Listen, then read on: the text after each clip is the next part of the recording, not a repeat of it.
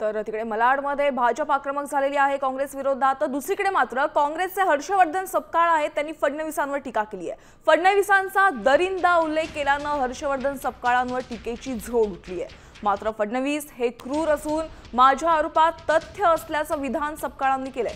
तर त्यांच्या या टीकेला भाजप नेते राम कदमांनी प्रत्युत्तर दिलंय।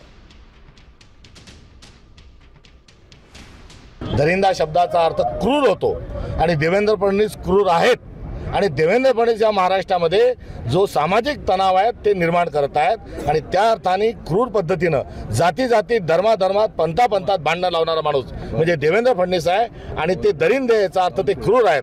हा थेट मी केलेला आरोप जो आहे हा सत्य आहे, माझ्या आरोपात तथ्य आहे आणि करिता त्यांची नाटकोटे झाली पाहिजे।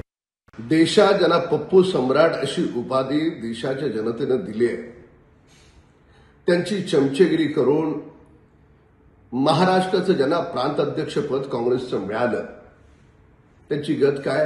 काँग्रेसच्या प्रांत अध्यक्षांनी स्वतःच्या अवकातीत राहावं। शब्दांचा प्रयोग तुम्हाला कसा करता येतो ना